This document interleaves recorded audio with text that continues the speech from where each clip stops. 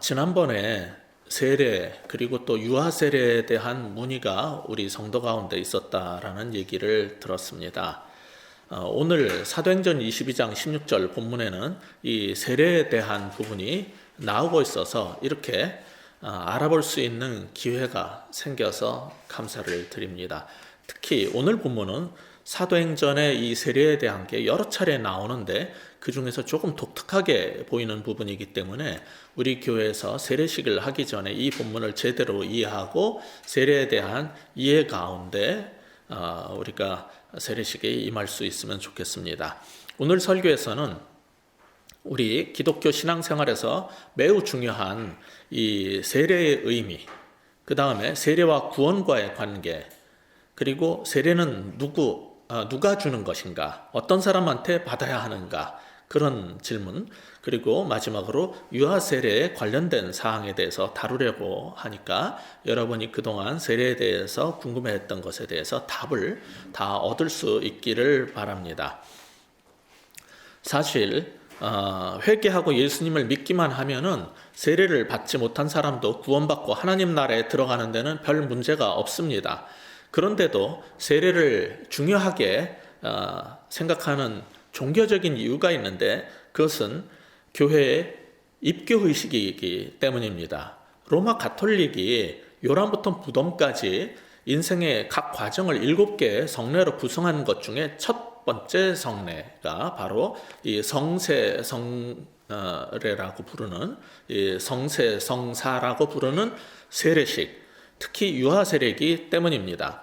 그러나 그것 때문에 세례가 중요하다기보다는 세례가 중요한 성경적인 이유는 이 성경 말씀에서 마태복음 28장 19절에 보면 너희는 가서 모든 족속으로 제자를 삼아 아버지와 아들과 성령의 이름으로 세례를 베풀고 내가 너희에게 분부한 모든 것을 가르쳐 지키게 하라라고 명령하셨기 때문입니다. 즉, 이 세례는 가톨릭이 말하는 7성례 중에 하나인 입교의식이란 어떤 종교적 의미 때문에 중요한 게 아니라 예수님께서 가서 세례를 베풀고 또 어떻게 살게 만들어라 하신 그 세례를 주라고 했고 그 명령에 순종하기 위해서 우리는 세례를 받아야 하기 때문에 중요한 것입니다. 그러면은 예수님은 왜 세례를 주라고 하셨을까요? 세례가 담고 있는 의미가 복음의 가시적 표현이기 때문입니다. 사실 예수님이나 사도 바울은 세례를 직접 많이 주지 않으셨어요. 주님은 이 땅에 하나님 나라를 세우러 오셨지 세례라는 종교의식을 수행하기 위해서 오신 분이 아닙니다. 그럼에도 불구하고 세례는 이 복음의 핵심, 즉 우리가 회개하고 구원받고 하나님 나라의 백성이 되는 전 과정을 누구나 볼 수 있도록 시각적으로 상징화시켜서 만든 예식이기 때문에 주님은 제자들에게 세례를 베풀어서 그것을 보는 모든 사람들이 보고 경험하도록 하라고 하신 겁니다. 이 세례에 대해서 제일 중요한 구절은 로마서 6장입니다. 여러분이 한번 찾아서 보시기 바랍니다. 로마서 6장 3절부터 5절까지를 우리 같이 보도록 하겠습니다. 자, 3절부터 읽으면은 무릇 그리스도 예수와 합하여 세례를 받은 우리는 그의 죽으심과 합하여 세례를 받은 줄을 알지 못하느냐.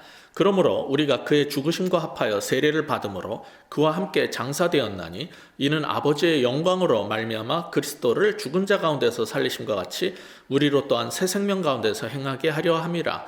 만일 우리가 그의 죽으심과 같은 모양으로 연합한 자가 되었으면 또한 그의 부활과 같은 모양으로 연합한 자도 되리라.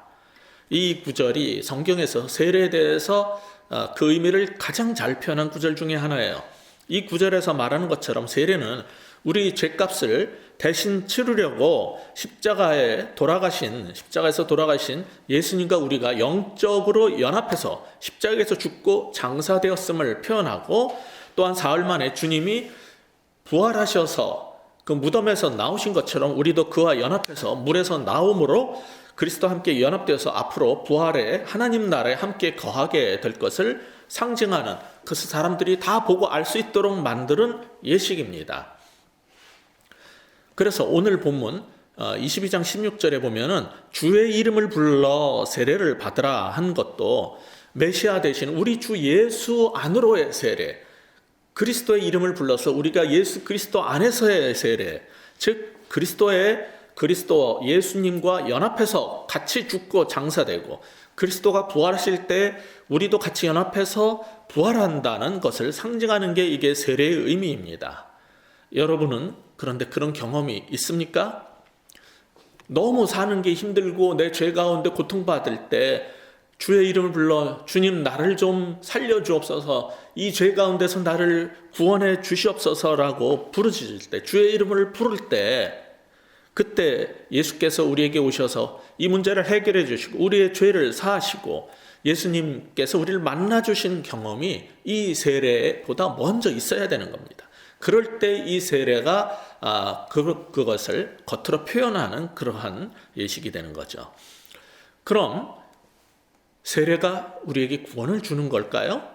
다른 말로 해서 남들 받을 때 같이 세례를 받아두면 좋다라고 말하는 사람이 있어요. 또 어떤 사람들 말처럼 세례를 받으면 신앙이 생기고 구원을 받게 됩니까? 한마디로 말해서 그렇지 않습니다. 그것은 잘못된 말입니다. 그와 유사한 경험이 있다는 사람들은 세례를 받기 전에 비록 자신이 구원의 확신은 없었을지라도 이미 주님께서 택하시고 구원의 은혜를 베푸셔서 그 마음이 열려서 세례를 받게 된 것이지 세례 때문에 구원에 이르게 된 건 아니에요. 그러나 로마 가톨릭 교회는 세례를 뭐로 받냐면 성사로 받어요. 즉 세크라멘트, 영어로 세크라멘트라는 개념으로 성례 성사로 받는데, 그것은 이 세례가 은혜를 유효하게 전달하는 능력이 있는 의식이라는 뜻입니다. 그래서 가톨릭 신학자 중에 루드비크 오토라는 사람이 가톨릭 기본교리라는 책을 보면은 세례라는 성례를 통해서 우리는 영적으로 다시 태어나는 것이다, 이렇게 설명하고 있습니다. 그래서 세례는 구원을 위해서 필수적인 것이고 사제들에 의해서만 시행돼야 된다는 거죠. 그런데 우리 개신교인들이 여전히 이런 가톨릭적 성례 개념에서 못 빠져나오고 있는 경우가 적지 않기 때문에 저는 성례라는 세크라멘트라는 용어 대신 그냥 성경적 의미만 담아서 거룩한 교회 의식, The Holy Church Ordinance, 세크라멘트가 아니라 Church Ordinance라고 하는 게 낫다고 생각합니다.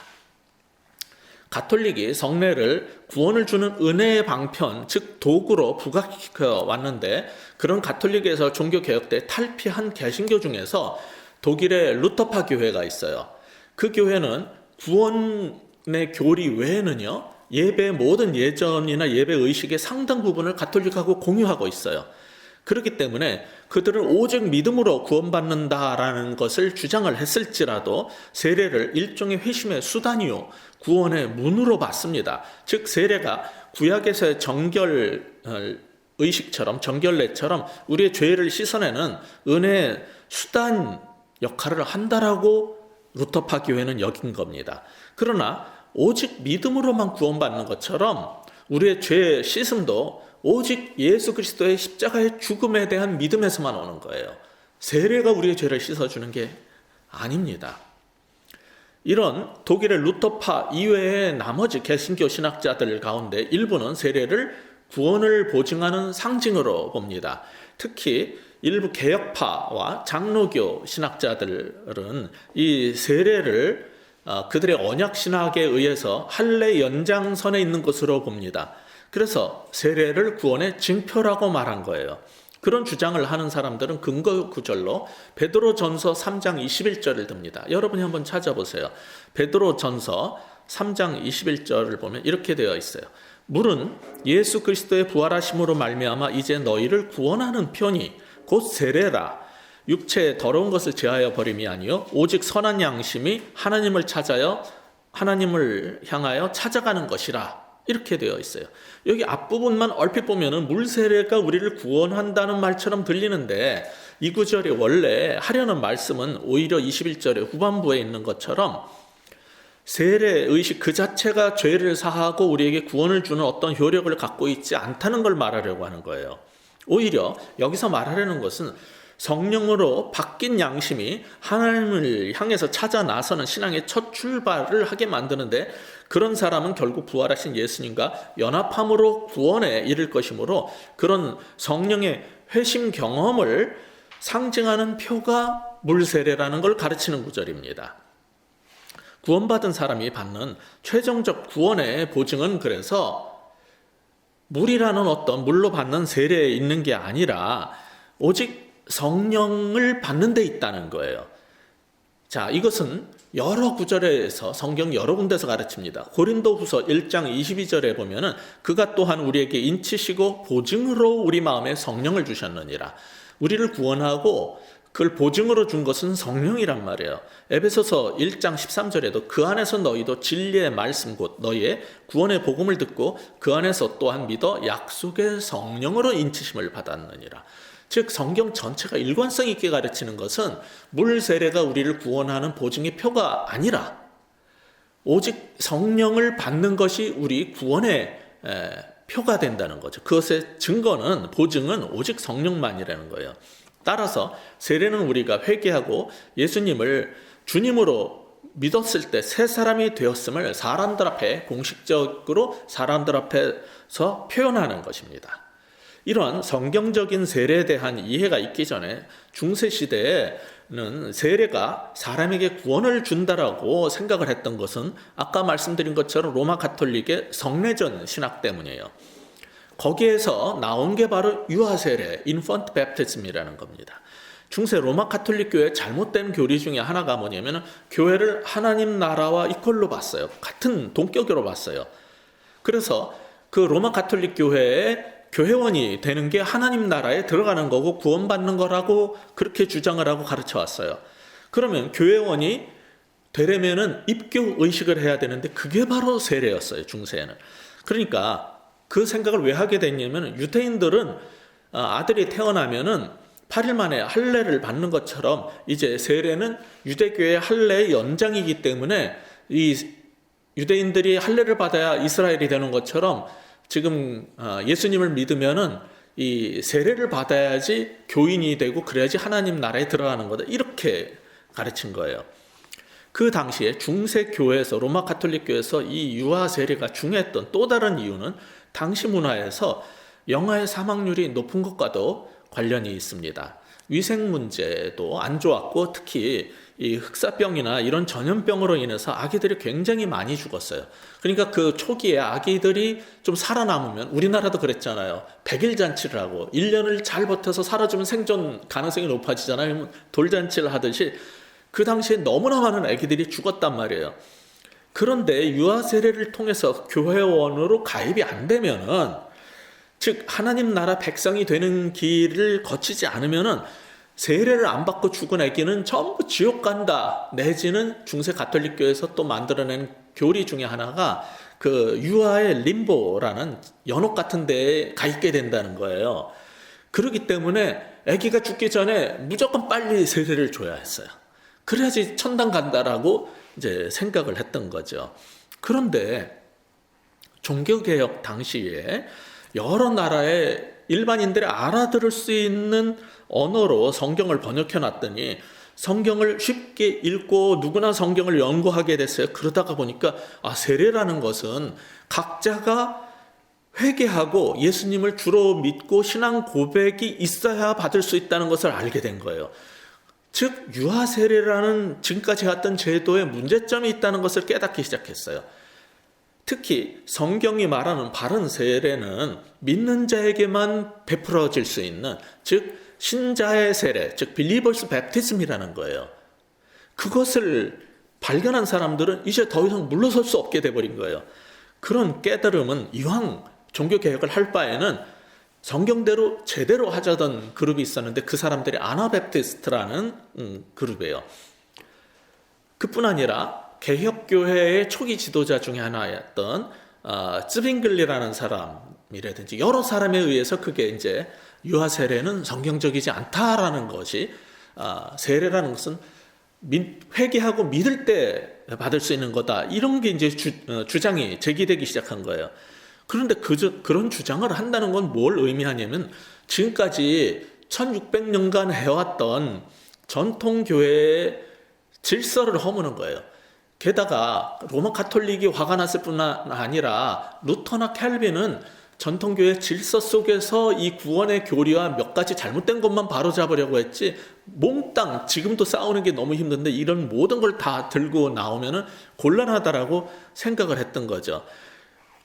사실 칼빈은 원래 그 사람 프랑스 계열인 깔뱅이겠죠. 그 깔뱅은 제네바라는 불어권의 도시에서, 그 도시가 하나의 도시 국가예요. 거기에서 로마 카톨릭과의 이 전쟁을 했던 거예요. 교리적인 문제 때문에 가톨릭 측과 쭈리히라는 제네바라는 도시가. 그런데 츠빙글리는 스위스의, 같은 스위스의 쭈리히라는 도시 국가의 수장이었어요. 그래서 쭈리히라는 도시 국가에서는 츠빙글리가 가톨릭하고 싸우고, 거긴 독일어권이에요.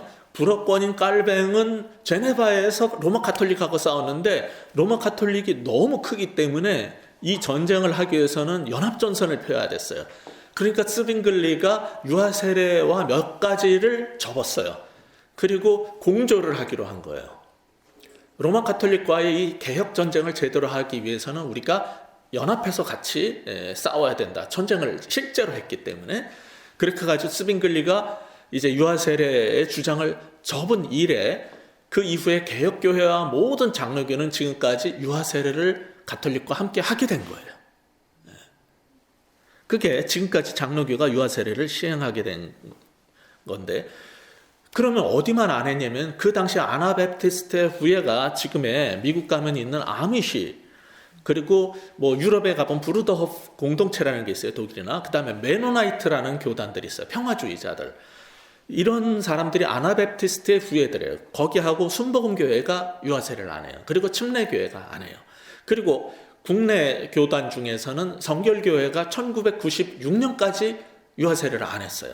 근데 하도 장로교, 감리교가 많으니까 미국에 있는 성결교회에서부터 우리도 유아세례를 하게 해달라 그래가지고 4년 전에 이거를 바꾼 거예요. 그래서 이제 지금 성결교회는 유아세례를 하지만 원래는, 그러니까 전 세계에서 이 유아세례를 주는 교단, 개신교가 있고 안 주는 데가 상당히 많았어요. 근데 한국은 장로교, 감리교가 대다수이기 때문에 거의 유아세례가 일반화 되어버린 거죠. 이 성경은 세례를 뭐라고 가르치냐면 믿는 자들이 받을 수 있는 걸로 가르쳐요. 그런데 로마 카톨릭은 의지적으로 스스로 회개하고 신앙 행위를 할 수 없는 유아에게 세례를 줘야 했기 때문에 그러한 신학적 근거를 뭐라 그랬냐면은, 유아들이 그 믿음이 있어야지 세례를 받는 거잖아요. 유아들이 결여하고 있는 믿음은 교회, 가톨릭 교회라는 교회의 믿음에 의해서 대체될 수 있다라는 교리를 내세운 거예요. 그건 그냥 철학적 교리입니다. 반면에 깔뱅 등 개혁파는 이스라엘 민족 가운데 태어난 유대인 아기가 할례를 받아서 이스라엘 사람이 되었듯이, 믿는 집안에서 태어난 아기는 부모의 신앙에 의해서 세례를 받을 수 있다, 이렇게 또 주장을 한 거예요. 왜냐하면 가톨릭 교회의 그런 교회 믿음으로 대체된다는 건 말이 안 되니까. 개혁파는 뭐라 그러면 언약 신학이라는 걸 갖고 나와서 그 집안에서 태어난 사람들은 부모의 믿음에 의해서 받을 수 있다, 이렇게 주장을 한 거예요. 부모가 언약 백성이면 그 자녀도 그 씨에서 난 자로서 유아 세례를 받을 수 있다는 주장을 한 거죠. 근데 이 주장이 유지되려면 아까 말씀드린 것처럼 세례가 할례의 연장이라는 신학적 전제가 있어야 돼요. 그런데 사실 신약 성경을 엄밀하게 연구를 해보면은 할례는 그리스도 안에서 폐하해졌고, 각 사람이 마음의 할례를, 로마서 2장에서 얘기해요. 마음의 할례를 받으라는 것은 회개하고 믿으라는 얘기예요. 회개를 하고 믿음에 의해서 그리스도와 연합해야지 세례를 받을 수 있는 것이지, 할례의 연장처럼 여기는 그러한 연속성, 할례와 세례의 연속성만 지나치게 강조하는 것은 성경신학적으로 무리가 있어요. 왜냐하면 세례 요한을 통해서 하나님은 너희가 할례 받은 언약 백성, 즉 내가 아브라함의 자손이라고 자랑하지 말고 회개하고 세례를 받으라고 그랬거든요. 예수님도 똑같은 말씀을 하셨거든요. 그러니까 만약 언약의 씨에 속한 자녀이기 때문에 세례를 받아서 하나님 백성이 될 수 있다면은, 결국 믿는 집안에서 태어난 그 자녀들이 커서까지 계속 신앙생활을 안 해도 그 언약 백성의 그 씨에서 나온 사람이기 때문에 하나님의 백성이 될 수 있다는 논리가 돼버리기 때문에 이거는 있을 수 없는 얘기거든요. 그런데 이 논리적으로 그게 모순이 되는 건데 애기에 대해서만 적용을 한 거예요. 로마서 9장 6절에 보면 이스라엘에게서 난 그들이 다 이스라엘이 아니오 그랬거든요. 따라서 세례 요한이나 예수님도 너희들이 할례를 받았다고 이스라엘 사람이라고 주장하지 말고 회개하고 하나님 나라를 믿으라고 그런 거예요. 그러면 우리 개신교는 무엇이 구원이고 어떻게 해야지 교회가 되고 어떻게 해야지 하나님 나라의 백성이 되는가가 분명한 건데 어떻게 구약의 육적 할례가 세례로 대체되었다 이렇게 말을 하면서 그 씨앗은 났기 때문에 세례를 받을 자격이 있다 이렇게 하면은 이제 곤란해지는 거예요. 성경이 가르치는 것은 육적 할례가 아니라 그것과 차별된 내적 할례, 즉 성령이 우리의 마음을 새롭게 하는 영적 씻음이 있을 때 세례를 받을 수 있다고 가르치기 때문에 그런 거죠. 그러니까 세례받은 아이들이 이렇게 무의식적인 신앙을 소유한다는 주장이라든지 부모나 교회의 신앙이 효력이 있다는 주장은 성경의 근거를 제시할 수 없기 때문에 이 유아세례는 그냥 교회에서 해온 전통이기 때문에 시행하는 거예요. 성경적 근거를 대기는 힘들어요. 근데 이렇게 말씀을 드리면은 유아세례 지지자들은 기분이 나빠가지고 두 가지 성경 구절을 가지고 나옵니다. 하나는 마가복음 10장 14절이에요. 예수께서 보시고 노하시어 이르시되 어린아이들이 내게 오는 것을 용납하고 금하지 말라. 하나님 나라가 이런 자의 것이니라는 구절이에요. 근데 이 구절은 유아세례 때 많이 써먹는 구절인데 하나님 나라에 합당한 사람의 특성은 이렇게 어린아이가 아니라 어린아이처럼 순수하고 수용적 태도를 가져야 된다는 걸 말하는 거지 이 문맥은 절대로 세례에 대해서 말하고 가르치는 구절이 아닙니다. 특히 원죄설을 주장하면서 애가 그냥 믿는 집안에서 태어났다고 그냥 천국 갈 수 있다 그러면서 세례하고 연결을 지으려는 것은 굉장히 이상한 논리가 되는 거예요. 무리수를 두는 겁니다. 두 번째 이제 유아세례 지지자들이 가지고 나오는 성경 구절이 사도행전 앞에 16장 33절 이하 부분이에요. 거기 보면은 감옥에 있던 바울을 통해서 그 빌립보의 그 감옥의 간수장하고 온 가족이 다 세례를 받았다라는 내용이 나와요. 거기에 이 빌립보 간수장과 온 가족이 세례를 받았으니까 온 가족 가운데 영아와 유아도 껴있다. 그러니까 유아도 세례를 받을 수 있다. 이렇게 주장하는 거예요.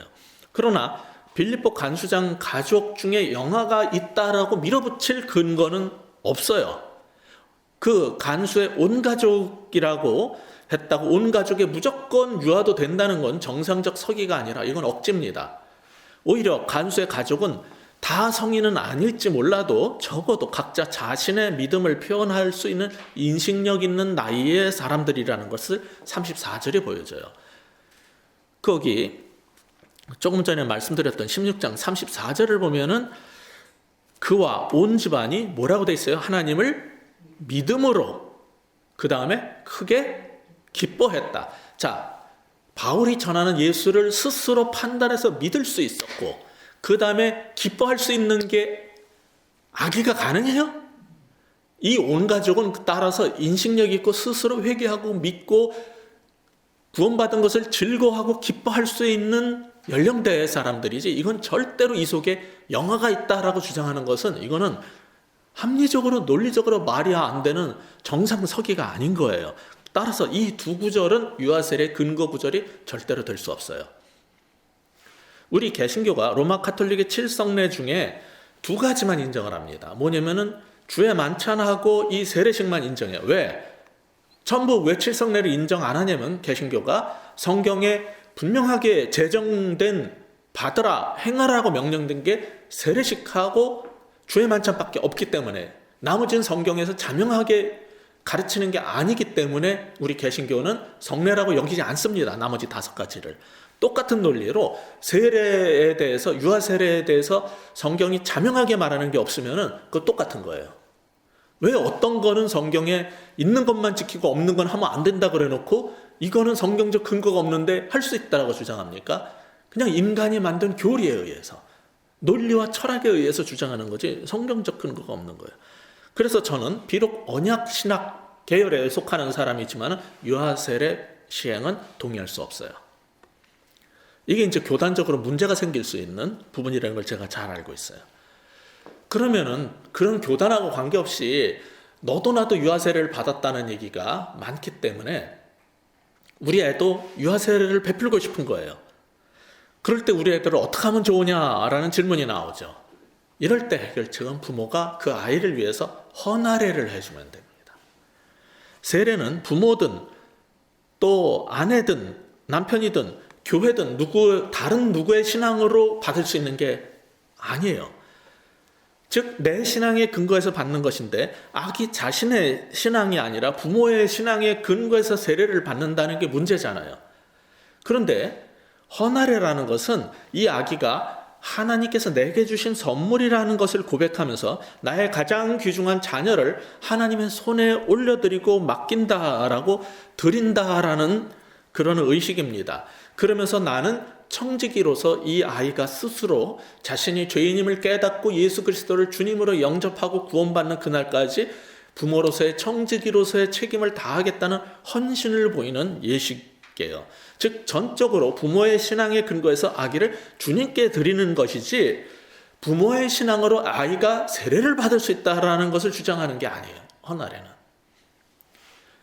우리 부모들은 적어도 우리의 자녀들이 우리보다 낫게 살고 우리처럼 살면 안 되고 주 안에서 바르게 살기를 원하기 때문에 이 헌화례를 하면 되는 거지 굳이 신앙 고백을 할 수 없는 애한테 세례를 주겠다라고 그렇게 주장하면 안 되는 거죠. 누가복음 2장 27절에 보면은 예수님의 부모가 아기 예수님을 안고 성전에 갔을 때 시므온이 그 아기를 안고 찬미하며 축복을 했어요.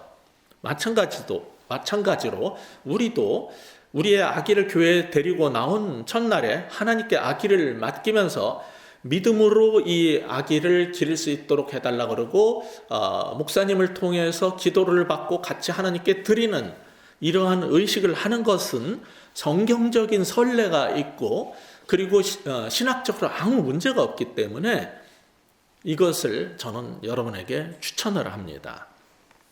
즉 어차피 유아세례라는 것의 문제점은 아기가 신앙이 없는데 부모의 신앙으로 대치해서 또 그 언약의 가문에서 태어났다는 사실 때문에 무조건 하나님 백성이라고 인치겠다는 이런 것이 신학적으로 문제가 있기 때문에 유아세례를 받았다고 애가 구원받는 건 아니거든요.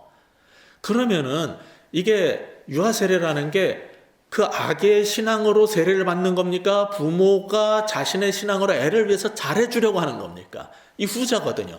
그러면 그것만 제대로 잘할 수 있게 하면 되는 거지 굳이 세례를 줘가지고 문제를 일으킬 필요가 없는 거예요.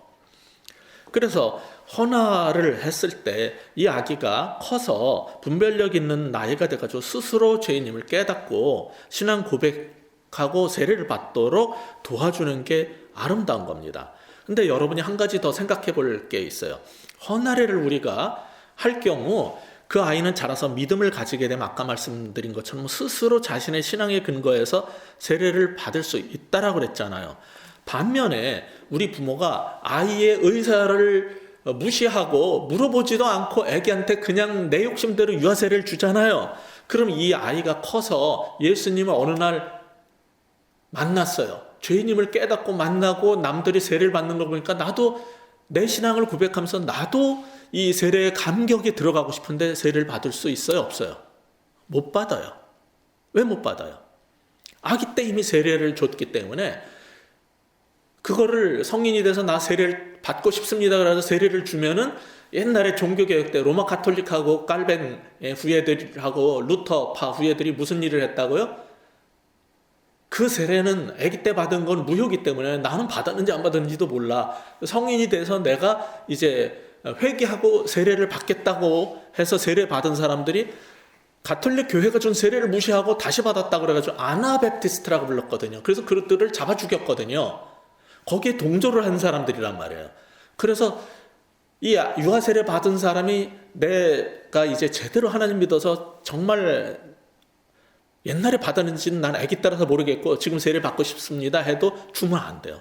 그럼 옛날에 우리 선배들이 한 일이 다 무효가 돼버리고 그런 거 하고 배치되는 행동을 하는 게 돼버려요. 그래서 못 주는 겁니다. 그러면 어떤 게 아이를 위해서 더 나은 길이에요? 그러니까 그럼에도 불구하고 나는 이 다음에 애가 어떻게 되든 상관없이 내 욕심대로 유아세를 주겠다 하면은 유아세례를 하세요. 근데 저 같으면은 헌화례를 하고 나중에 그가 스스로 세례를 받도록 해주는 것이 훨씬 낫다라고 생각을 합니다. 사실 영국의 가톨릭에서 벗어나서 영국 교회는 Church of England라는 영국의 국교를 개신교를 만들었어요. 예식은 전부 루터파 뺨치게 가톨릭적이지만은 그 교리는 이제 개신교 교리란 말이에요. 근데 19세기까지 영국 교회는 유아 세례가 구원을 준다고 가르쳤어요. 그런데 그 이후에 20세기 들어서 지금 영국 성공회에서 이런 말을 합니다. 신생아 100명 가운데 67명이 우리 Church of England, 잉글랜드 국교회의 세례반에서 세례를 받았다는 거예요. 유아 세례를. 그 중에 67명이 유아 세례를 받았는데 그 중에 26명만이 이후에 견진성사, 그게 이제 우리 개신교에서는 입교라고 하는 예식이에요. 커서 신앙을 고백하고 이제 입교를 하는 거죠, 정식으로. 67명 중에 26명만이 견진성사에 참여했지만은 그 중에서 부활절이나 성찬에 참여할 정도로 신앙을 보여준 사람은 9명에 불과했다는 거예요. 즉 유아 세례가 아무런 도움이 되지 못한다는 것을 그들이 통계적으로 이제 발견을 하게 된 거예요. 그래서 20세기 들어서 영국의 정교회는 세례를 받는 사람들은 성경에 보니까 유아들이 아니라 어른들이었다는 게 분명하다. 그리고 신약 성경에 유아 세례를 위한 어떤 결정적 증거도 없다는 사실이 인정되어야 한다. 온 집안에 어린 아이들이 포함될 가능성은 없다. 신약 성경의 모든 기록된 세례 사건에는 복음이 들려지고 받아들여졌으면 믿음의 조건, 즉 회개와 믿음이라는 것이 성례를 받기 전에 의식적으로 이행돼야 하는 것이다 라고 20세기엔 그렇게 공식적으로 발표하게 됐어요. 그러니까 아무리 언약의 연속성을 감안해도 어린아이가 대모나 다른 사람의 신앙이나 누구의 대리적 의식으로 구원을 받는다라는 이런 것은 성경에 없는 거예요. 따라서 현재 개혁파 신학자들이나 제대로 된 목사들이라면, 어떤 장로교회 목사라도 제대로 된 사람이라면 유아 세례가 아이에게 구원을 준다라고 생각하거나 말할 수 없어요. 언약의 씨에서 나왔기 때문에 준다라고만 말할 뿐이에요. 그러니까 유아 세례의 신학적 기초로서 세례가 할례 연장이라고 아무리 주장을 해도 사실 이스라엘이 종교화되면서 할례는 제도적 이스라엘이라는 민족의 일원이 되는 인문의식이 됐지, 이게 신앙으로서 하나님의 백성이 되는 의식이 아니었단 말이에요, 할례 자체가. 그러니까 세례도 그런 식으로 말하면 안 돼. 그러니까 장로교 조직신학자 중에 찰스 하츠는 국가적 언약을 은혜 언약하고 혼동하는 것만큼 큰 실수는 없고 국가의 기초와 교회의 기초는 전혀 별개의 사실이다라고 했던 거예요. 20세기의 최고의 신학자로 여겨진 칼바르트도 이런 사례는 유아 세례의 적법성이나 필연성을 조금도 증명하지 못한다. 그의 교회 교육학이란 조직신학책이라고 지금 일컬어지는 그 책에서 그렇게 결론을 지면서 세례는 은혜의 전달 수단이나 도구가 아니다라고 그랬어요. 이 언약의 표지를 통한 유아 세례의 강력한 지지자인 조프리 브로밀리라는 그 흘러 신학교의 교회사 학자도 유아 세례에 대한 성경의 명시적 명령은 없다라는 걸 인정하고 있습니다. 이게 양심 있는 학자들의 태도인 거예요. 세례 요한도 그랬고 예수님도 아브라함의 자손이라고 자랑하지 말고 회개하고 거듭나라고 했다면은 이제 그 예수 그리스도를 믿는 우리는 더욱 그러해야 되는 겁니다. 그러니까 차라리 이 유아 세례가 악의 구원을 위한 성례가 아니라 결국 부모를 위한 의식이 되어버렸다면 결국 그 부모가 아이를 잘 양육하는 청지기의 자세로 아기를 하나님께 드리는 헌화의 방식으로 제대로 만들어가는 게 훨씬 좋다라는 결론에 도달하게 돼요. 그런데 엄마가 우리한테 너 아기 때 너 분명히 유아 세례를 내가 받도록 했어. 유아 세례 너 받은 애야. 이렇게 말을 했는데 난 도무지 기억에 없어. 내가 전혀 인지 못하던 시절 영아 때 일이라서 정말 세례를 받았는지 모르겠고, 나는 내 신앙의 고백에 의해서 세례를 받고 싶다 해가지고 자라서 세례를 받은 사람들이 있어요. 근데 그런 사람들한테 너는 제세례파냐? 왜 세례를 2번 받냐? 이렇게 말하시면 안 돼요. 그 사람은 자신의 신앙에 의해서 그게 그 인생의 첫 번째 세례식이지, 엄마가 준 세례는 기억이 없고 전혀 모르기 때문에 그건 제세례가 아닌 겁니다. 그렇지만 내가 옛날에 내 신앙을 고백하고 세례를 받았는데 알고 봤더니 그 교회가 이상한 교회였더라. 그래서 찜찜해. 게다가 정통교회기는 한데 그 목사님이 나한테 세례를 베풀었는데 나중에 보니까 문제 많은 목사님이었어. 이상한 목사였어. 그래서 나 그 세례 그냥 다시 받으면 안 될까? 제대로 된 교회에서 좋은 목사님한테 다시 받고 싶다. 이러고 나오면 저는 세례 안 줘요. 왜? 그건 제세례에 해당이 돼요. 왜냐하면 세례의 유효성이라는 것은 누가 세례를 줬느냐, 세례 주는 목사의 그 됨됨이에 달린 게 아니에요. 그렇다고 세례가 물이나 부모에 있지도 않아요. 그러니까 요단강물에서 받으면 더 좋을 것 같고, 성수를 떠서 받으면 좋을 것 같다거나, 좋은 목사님, 큰 교회 목사님한테 유아 세례를 받으면 애가 잘 될 것 같고, 이런 생각은 전부 미신적이고 정말 성경이 갈라디아에서 말하는 율법의 행위에 속한 자들이에요. 그런 생각은. 세례의 유효성은 로마 가톨릭 교회처럼 교회가 정한 그런 세례의 성례를 규정대로 제대로 시행하면 된다는 것에 달린 것도 아니고, 세례식의 집례자에 달린 것도 아니고, 어떤 물이냐 수돗물이냐 뭐 성수냐 하고도 아무런 관계가 없고, 뭐에만 달려있냐, 오직 하나님과 우리 개인의 신앙 관계에만 달려있어요. 내가 하나님과 어떤 관계 속에서 회개하고 믿음을 고백하고 받았느냐에만 세례 유효성은 달려있어요. 그래서 오늘 본문에서 이제 왜 주저하느냐, 일어나 주의 이름을 불러 세례를 받고 너희 죄를 씻으라는 이 말씀처럼, 내가 회개하고 예수님을 만났다면 주저할 필요 없이 예수 그리스도의 이름으로 세례를 받으면 되는 거예요. 이 구절을 오해를 가지고 세례를 받아서 죄를 씻게 된다라는 식으로 해석을 하시면 안 돼요. 왜냐하면 이거는 사도행전 9장 18절 이하에 아나니아와 이 사도 바울의 사건의 긴 얘기를 그냥 간략하게 요약해 놓은 거기 때문에 그래요. 거기 보면 하나님께서 아나니아를 보내셔서 안수하게 해서 그 바울의 눈에 그 강한 빛 때문에 눈이 이제 멀어지게 되는데, 그 백내장 같은 그 비늘이 떨어져 나가게 해서 다시 보게 만들었거든요. 그래서 바울이 눈을 뜰 때까지 금식하면서 기도하던 자리를 털고 일어나서 회개하고 믿음으로 세례를 받고 그 다음에 음식을 먹고 정상생활을 했다는 얘기를 요약해서 이렇게 말한 거예요. 오히려 세례에 대해서 전반적인 교리를 세우려면 여러 세례에 대한 모든 구절을 종합해서 확립을 하셔야 돼요. 사도행전만 봐도 9장 18, 19절에 보면 8장 12절에 보면은 빌립이 하나님의 나라와 및 예수 그리스도의 이름에 관하여 전도함을 저희가 믿고 남녀가 다 세례를 받았다 그랬어요. 어떨 때 세례를 받았다 그랬어요? 복음을 듣고 하나님 나라와 예수 그리스도를 믿고 세례를 받았다 그랬어요. 사도행전 10장 47, 8절도 이 사람들이 우리와 같이 성령을 받았으니 누가 능히 물로 세례 줌을 금하리요 하고 명하여 예수 그리스도의 이름으로 세례를 주라 하니라, 이렇게 되어 있어요. 자, 세례를 받기 전에 뭐가 선행됐어요? 믿고 성령을 받았어요. 따라서 성경이 가르치는 세례라는 것은 우리가 회개하고 믿고 성령을 받은 경험이 있는 사람들이 모든 사람들 앞에서 공식적으로 그것을 표현하는 자리이지, 세례를 받음으로써 죄사함을 받고 구원을 받고 성령을 받는 게 아니에요. 그건 특수 상황에서 벌어졌던 특수한 사건만 지칭하는 것입니다.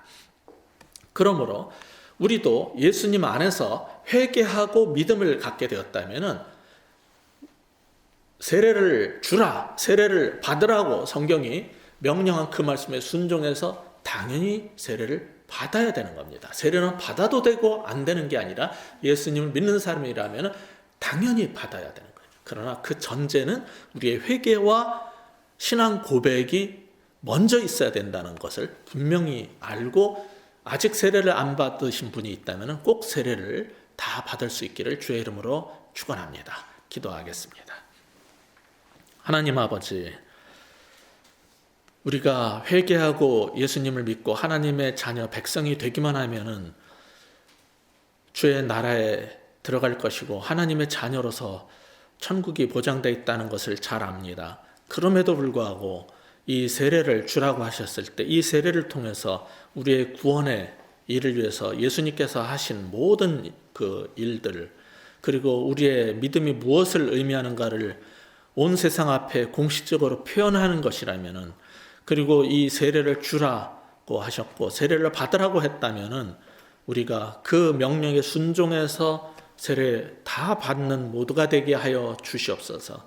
그냥 우리의 사랑하는 자녀들을 위해서 그냥 나의 신앙으로 아이한테 세례를 베풀고 싶다는 그런 욕심이 있다면은 무엇이 세례의 온전한 의미인가를 분명히 깨닫고 그 아이를 위한 마음을 우리의 헌화례를 통해서 잘 표현하고 그 아이가 스스로 자신의 신앙 고백에 의해서 세례를 받는 그날까지 잘 양육하고 보살피고 돌보고 기도하는 우리 모두가 되게 하여 주시옵소서. 예수 그리스도 이름으로 간절히 기도합니다. 아멘.